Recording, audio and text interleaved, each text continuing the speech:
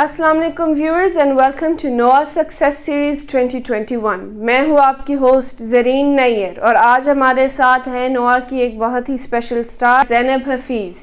انہوں نے CSS 2021 پاس کر کے پاکستان میں 24th پوزیشن حاصل کی اور پاکستان ایڈمنسٹریٹو سروس میں ایلوکیشن حاصل کی. آئیے ہم ان سے ان کی جرنی کے بارے میں کچھ سوال پوچھتے ہیں. السلام علیکم زینب. وعلیکم السلام. Thank you so much for joining us today, Zainab. You're welcome. And congratulations very, very much. Thank you.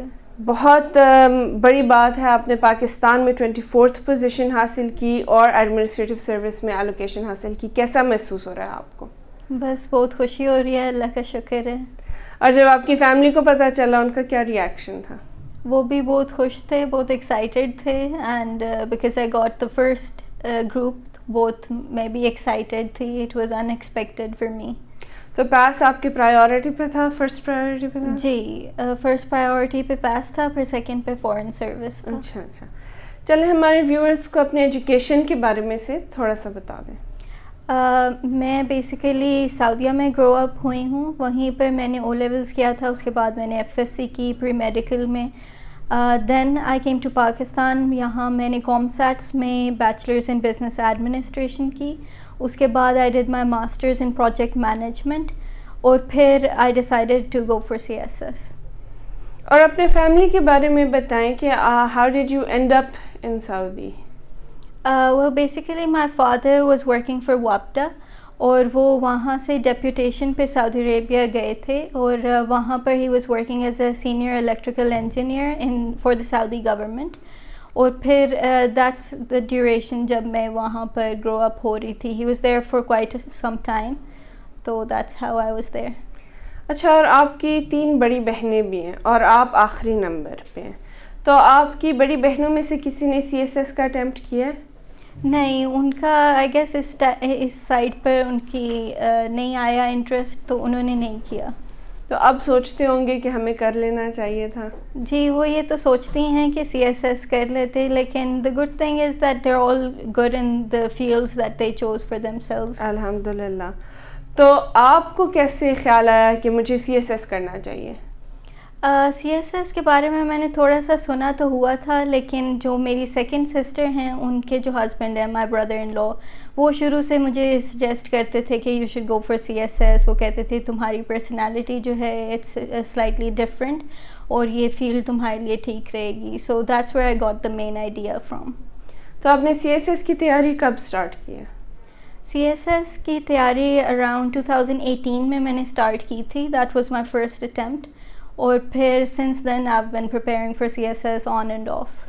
تو ہمیں اپنے CSS جرنی کے بارے میں کچھ بتائیں. آپ کا فرسٹ اٹیمپٹ 2018 میں تھا, پھر سیکنڈ اٹیمپٹ دیا آپ نے, وہ پاس ہوا ماشاء اللہ, لیکن انفارچونیٹلی ایلوکیشن نہیں ہوئی آپ کی, and now you are 24th in all of Pakistan ماشاء اللہ. تو ذرا ہمارے ویورز کو اپنی جرنی کے بارے میں بتائیں. 2018 میں I guess I was lacking the seriousness جو ریکوائرڈ ہے ایک CSS ایسپرنٹ سے, لیکن اس کے ساتھ ساتھ پھر بھی آئی وڈ سے کہ میں نے بالکل نان سیریس تو نہیں تھی. I did study quite well for it. Unfortunately جو GK کا پورشن ہے اس میں پاسنگ مارک ہے 120 اور میرے آئے تھے 119. So by 1 mark I was in lucky, I was unfortunate, I couldn't get through the written examination.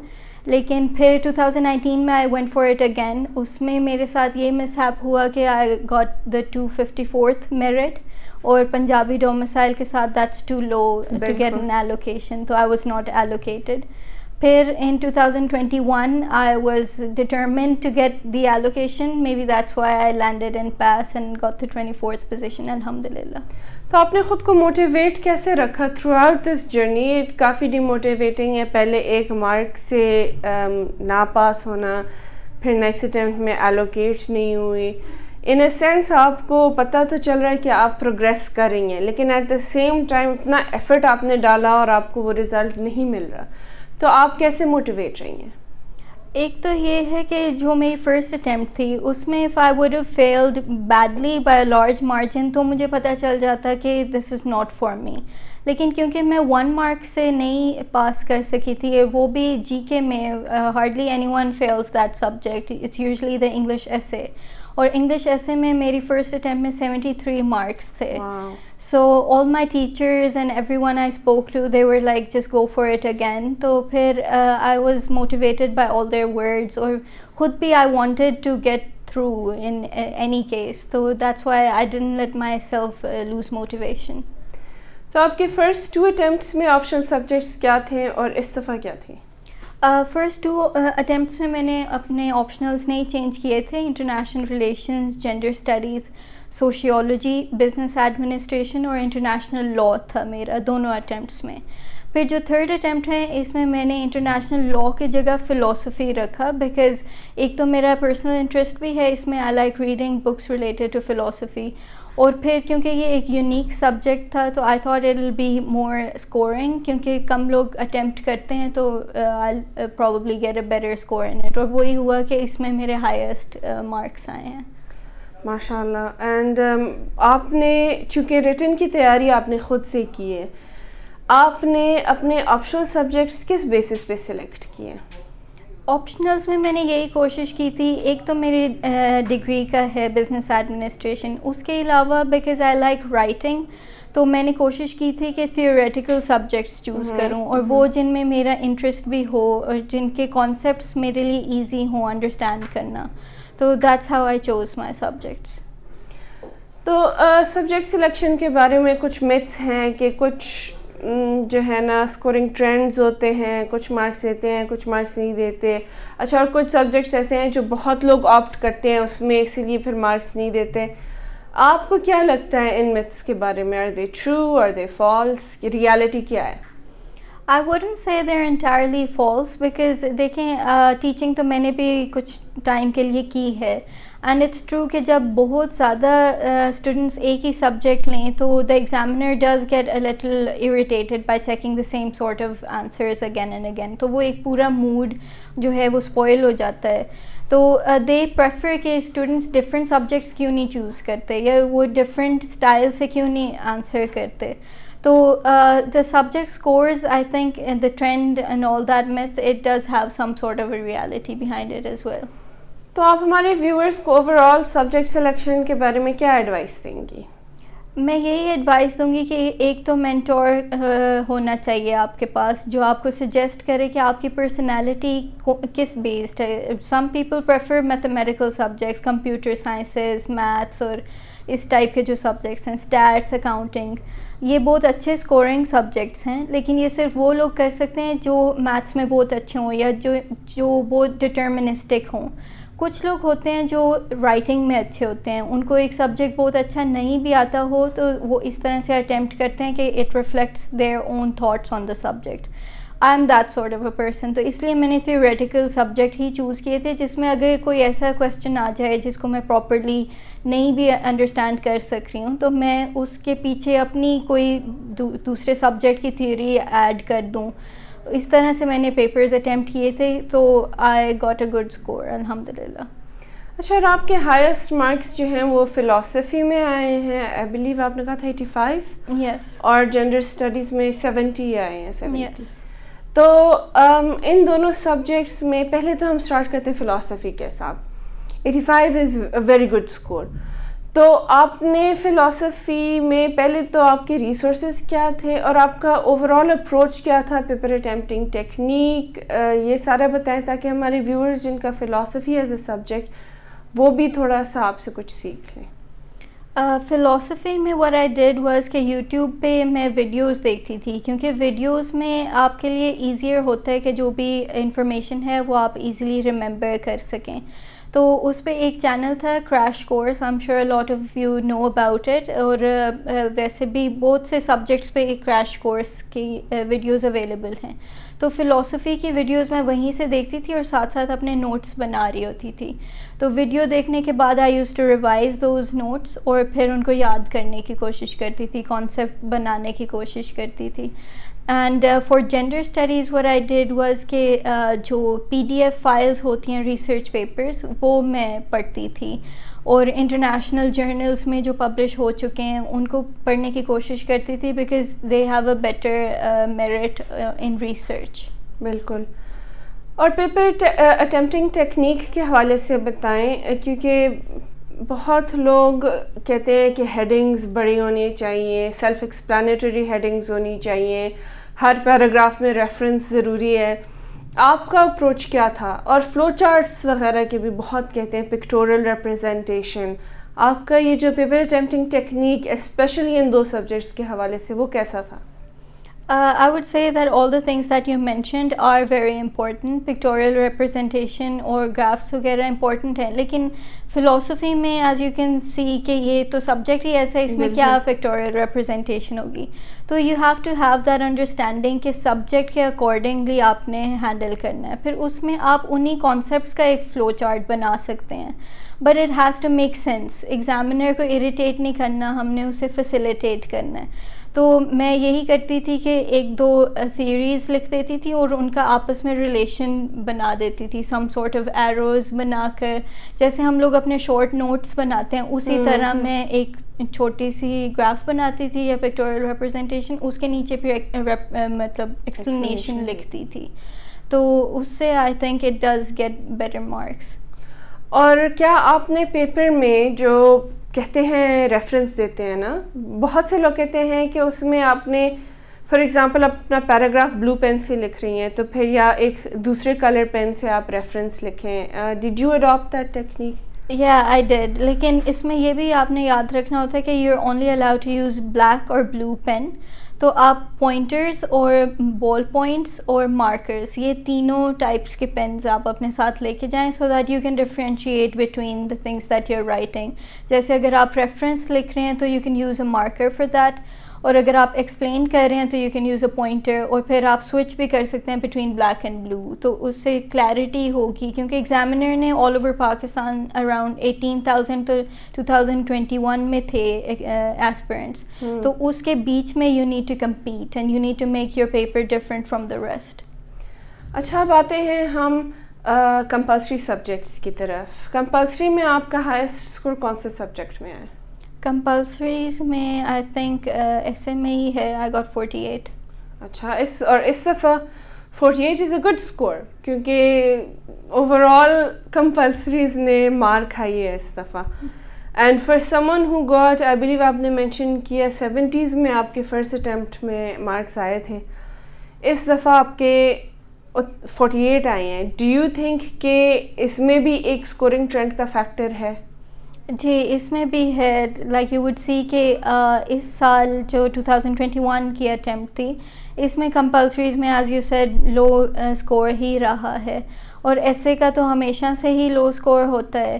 تو اٹس اے ٹرکی تھنگ, آپ نے ایسے چوز کرنا ہوتا ہے which you know that you can attempt really well and which you can defend both factually as well as in your own words.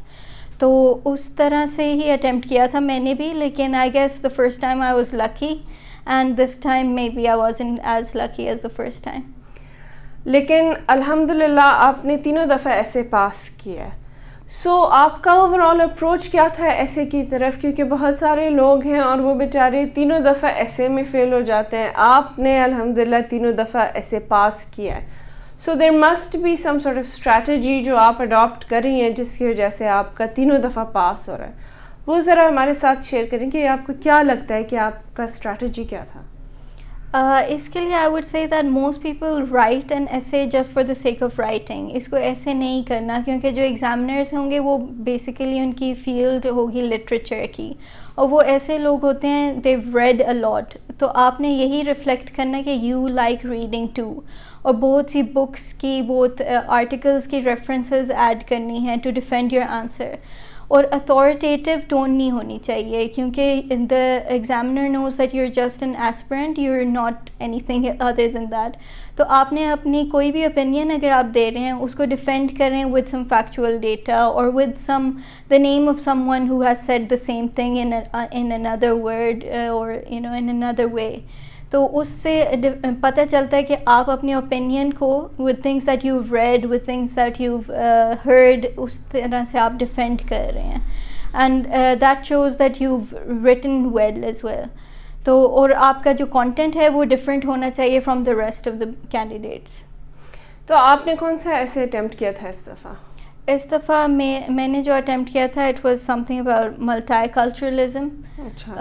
اس میں میں نے بتایا تھا کہ how multiculturalism can prevent third world war. اچھا interesting. اچھا اب ایسے کے علاوہ بہت سارے لوگ اسلامیات میں ڈیفیکلٹی فیس کرتے ہیں. آپ کو Islamiat as a subject in C S S کیسا لگتا ہے؟ ایزی لگا تھا، مشکل لگا تھا؟ اور اسے پاس کرنے کے اگر کوئی ٹپس ہیں تو وہ پلیز ہمارے ساتھ شیئر کریں. Islamiat has been a difficult subject since the beginning. Essay کے بعد سب سے زیادہ فیلئر ریٹ بھی اسی میں ہی ہے. تو it is a difficult subject, لیکن اس کی کچھ ریکوائرمنٹس ہیں جو اگر آپ وہ انڈرسٹینڈ کر لیں تو I think it's easier to pass it. وہ یہ ہے کہ آپ نے نہ تو بہت ایکسٹریمسٹ ویوز دینے ہیں اور نہ ہی بہت ہی ماڈرنسٹ ویوز دینے ہیں. You have to have the middle way. اور اس میں پھر ہر کویسچن جو آپ اٹیمپٹ کر رہے ہیں اس میں ایٹ لیسٹ 1 آیت اور 1 حدیث. حدیث کی آپ یوزلی ٹرانسلیشن ہی لکھتے ہیں کیونکہ وہ لینتھی ہوتی ہیں، یاد کرنی مشکل ہوتی ہیں. اور آیت آپ شارٹ آیات دیکھ لیں فرام دا قرآن، اور جو آپ کو ایزیئر لگتی ہیں، جو بہت جنرل ہیں، جو آپ ہر آنسر میں اپلائی کر سکتے ہیں، ایسی آیات پہلے سے ہی لکھ کے پریکٹس کر لیں ان کی Arabic text. Because Arabic script is very important in the Islamic studies paper. It counts a lot in terms of marks as well. اور اٹس ویری رسکی کہ ایک بھی چیز اگر آپ نے غلط اسپیل کر دی ہے تو it will be a risky situation for you. تو اس کے لیے بہت زیادہ پریکٹس چاہیے. اور بس پھر ہر کویسچن میں آپ نے دیکھنا ہے کہ میں نے ریفرنسز دی ہیں یا نہیں. اور بہت سی ایسی بکس ہیں فیمس اسلامک بکس جو اسکالرز نے لکھی ہیں، اور بہت سے اسلامک اسکالرز بھی ہیں. اب آپ نے ان کو ڈیفینڈ نہیں کرنا، آپ نے صرف ان کی اسٹیٹمنٹ دینی ہے کہ that scholar has also said the same thing. تو that's a good way to get better marks in Islamiat. اچھا اوور آل اسٹریٹجی کی طرف آتے ہیں، پریپریشن اسٹریٹجی. آپ کی جو جرنی ہے وہ 2018 میں اسٹارٹ ہوا. آپ پھر آبویسلی آپ نے اپنا اپروچ جو ہے 1-2 دفعہ چینج بھی کی ہوگی. تو بیسٹ پریپریشن اسٹریٹجی ٹائم کے حوالے سے، نوٹ ٹیکنگ کے حوالے سے، لیکچرز کے حوالے سے، ریسورسز کے حوالے سے، جو بھی آپ کو لگتا ہے ضروری ہے، وہ آپ کا کیا تھا اور آپ ہمارے ویورز کو کیا ریکمینڈ کریں گے؟